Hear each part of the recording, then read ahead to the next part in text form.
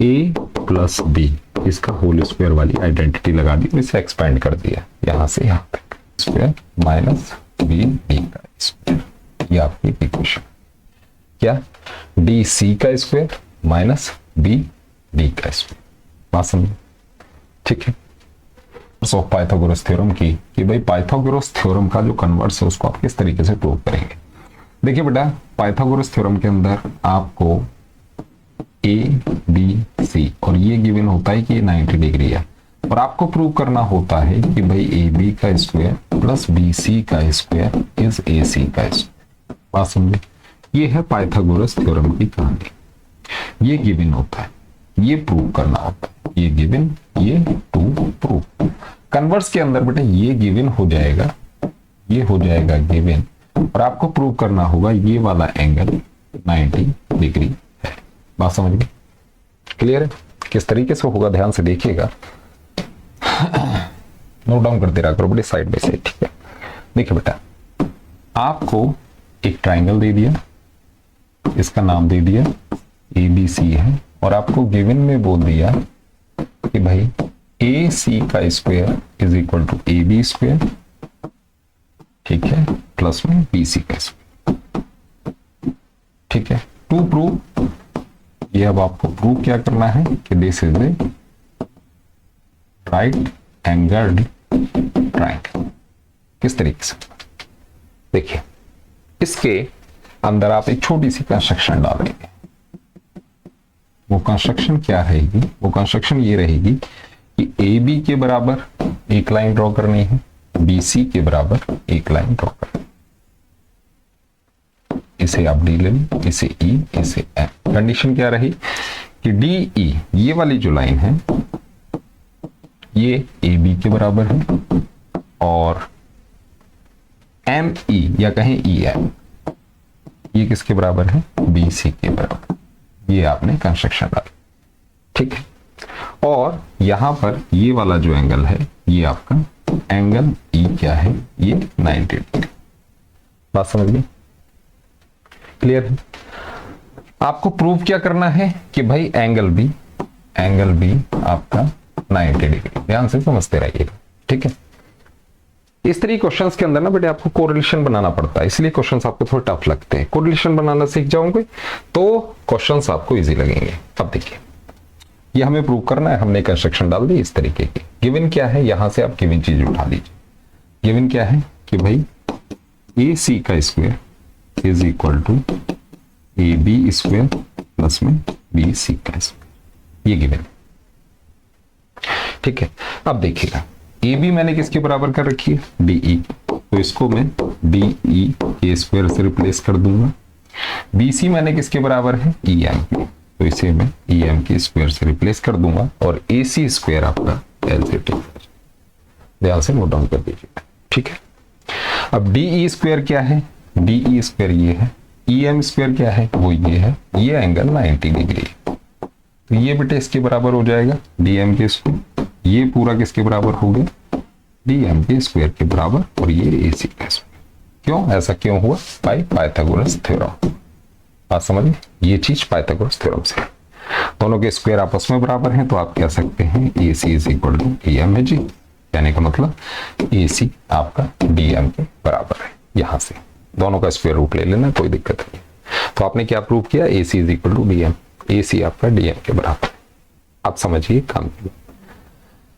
DE A B के बराबर था, डीई ए बी के बराबर था, ई एम ये वाला बी सी के बराबर था, ये रहा, और ये दोनों अभी आपने प्रूव किए हैं। तो तीन साइड्स बेटे, तीन साइड्स आपस में बराबर है दो ट्राइंगल की। ट्राइंगल कौन सा है? A B C and triangle दूसरा D E M, D E M. इन दोनों के अंदर ये कंडीशन से ये दोनों ट्राइंगल कॉन्ग्रुएंट हो। बोलो बात समझ आई? क्लियर है? इतनी बात समझ आ रही है किस तरीके से आपने किया है? अब देखिए, अगर कॉन्ग्रुएंट है तो बेटे एंगल ई आपका एंगल बी के बराबर हो। किसके बराबर? Angle E is equal to angle B. आप कह सकते हैं C P C T, corresponding part of congruent triangle. तो अगर एंगल ई आपका 90 डिग्री है तो एंगल बी क्या हो गया? 90 डिग्री। और यहीं पर आप लिख देंगे हेंस प्रूव्ड, यही हमें प्रूव करना था। Is this clear? ये है बेटे converse of BPT, converse of, sorry BPT नहीं, पाइथागोरस थ्योरम, पाइथागोरस थ्योरम, दोनों का प्रूफ आपको आना चाहिए। ठीक है, अच्छा रिजल्ट है। कैसे याद रखेंगे? ऐसे याद रखेंगे। क्लियर है? थ्योरम और उसका कन्वर्स, इतनी बात समझ आ गई? क्लियर है? नोट डाउन कर लीजिए। मूव करते हैं नेक्स्ट क्वेश्चन को। क्या कह रहा है अगला सवाल? ये है जी, एक तो बेटे पाइथागोरस थ्योरम याद होनी चाहिए, दूसरा उसका कन्वर्स, दोनों ही प्रूफ आपको याद होने चाहिए। और मेरी वीडियोस के अंदर आपको ये प्रूफ बार बार देखने को मिलेंगे, कोई दिक्कत वाली बात नहीं। मूव करते हैं नेक्स्ट क्वेश्चन पे। नेक्स्ट क्वेश्चन है क्या? ABC is an obtuse triangle. ABC बेटे ऑब्ट्यूज ट्राइंगल है, ऑब्ट्यूज एंगल है टी। तो ऑब्ट्यूज ट्राइंगल कैसे बनाएंगे? कुछ ऐसे बना लीजिए। ऑब्ट्यूज है, ये ए है, ये वाला बी है, ये वाला C. Obtuse angle at, obtuse angle at B. कहने का मतलब क्या है? जो एंगल बी है ये वाला ऑब्ट्यूज है, मतलब 90 डिग्री से बड़ा है। ठीक है। If AD is perpendicular to CB, CB को आप प्रोड्यूस कर दीजिए। AD इज परपेंडिकुलर, AD बेटा AD परपेंडिकुलर है किस पे? AD परपेंडिकुलर है BC, कह सकते हैं। ठीक है, आपको प्रूव करना है कि भाई AC स्क्वायर जो होगा, ये वाला स्क्वायर जो होगा, AC का स्क्वायर, ये AB का स्क्वायर प्लस में BC का स्क्वायर प्लस में 2BC मल्टीप्लाई BD। ये आपको रिजल्ट प्रूव करना है। वैसे तो स्टैंडर्ड रिजल्ट है। ठीक है, ऑब्ट्यूज एंगल ट्राइंगल में ऐसा होता है। कैसा होता है? AC का स्क्वायर AB का स्क्वायर प्लस BC का square multiply twice of BC और BD। ठीक है, ये एक स्टैंडर्ड रिजल्ट है, इसको हम प्रूव करेंगे। कैसे प्रूव होगा ध्यान से देखिए। ठीक है, देखो बेटा, ये वाला ट्राइंगल पकड़ो, ये इसके ऊपर परपेंडिकुलर है, मतलब ये वाला 90 डिग्री है। तो इस वाले ट्राइंगल के अंदर AB का स्क्वायर क्या हो जाएगा? AD स्क्वायर, AD का स्क्वायर प्लस BD का स्क्वायर बाय पाइथागोरस थ्योरम। कह सकते हैं ना, ये 90 डिग्री है तो हाइपोटेन्यूज का स्क्वायर इस दोनों साइड्स के स्क्वायर के बराबर। क्लियर है? दूसरा, इस बड़े वाले ट्राइंगल के अंदर देखिए, इस वाले ट्राइंगल, इसके अंदर आप क्या लिख सकते हैं? AC का स्क्वायर, बड़े वाले इसका स्क्वायर, इस AD का स्क्वायर प्लस में BC का स्क्वायर, BC का स्क्वायर, ये भी पाइथागोरस थ्योरम से। बोलो बात समझ आई? क्लियर हुआ ना? ठीक है, बेसिक से बता रहा हूं और बड़े ध्यान से समझते चलिएगा चीजों को, बहुत मजा आने वाला है। इस वाले इक्वेशन में से इसको सब्ट्रैक्ट कर दो, तो बेटा AC का स्क्वायर माइनस AB का स्क्वायर किसके बराबर हो जाएगा? ये दोनों तो कैंसिल हो जाएंगे जब सब्ट्रैक्ट हो। ये हो जाएगा DC का स्क्वायर माइनस BD का स्क्वायर। ये आपकी इक्वेशन क्या? DC का स्क्वायर माइनस BD का स्क्वायर। बात समझिए? ठीक है, क्लियर है? चलिए, इतनी बात अगर आपको क्लियर है तो अब जरा ध्यान से देखिएगा मैं क्या कहने जा रहा हूं। बेटा AC को ऐसे ही रहने दो, AB को ऐसे ही रहने दो, BC को आप क्या लिख सकते हो? DB प्लस BC, इसका स्क्वायर कह सकते हो, और ये BD स्क्वायर ऐसे थे। चलो खोपड़े में दूसरी बात। क्लियर है? अब देखिए, ये हो गया AC square minus AB square, इसे ओपन कर दो, DB का स्क्वायर प्लस BC का स्क्वायर। ठीक है, प्लस में twice of DB multiply BC। यहां पर आपने A प्लस B इसका होल स्क्वायर वाली आइडेंटिटी लगा दी और इसे एक्सपेंड कर दिया यहां से यहां तक।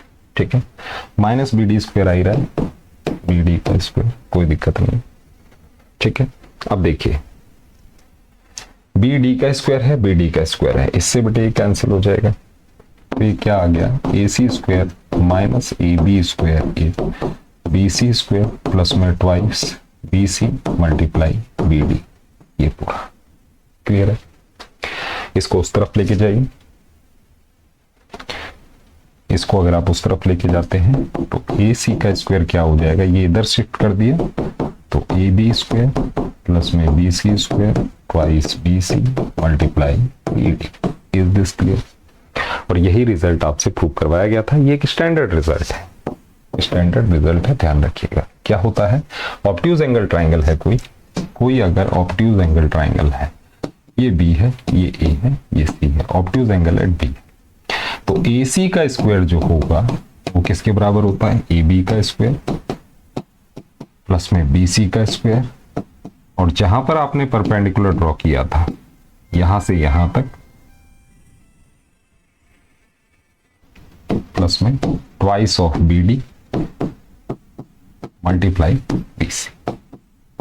ये एक स्टैंडर्ड रिजल्ट है, ध्यान रखिएगा। इसी का प्रूफ आपसे बार बार करवाया भी जा सकता है और एक स्टैंडर्ड रिजल्ट है, मल्टीपल चॉइस क्वेश्चंस को निपटाने के काम आता है। बात समझ आ गई? तो इस तरीके से आप क्वेश्चंस को चलाएंगे, कोई दिक्कत आपको इसमें होनी नहीं चाहिए। Is this clear? ठीक है, थैंक यू।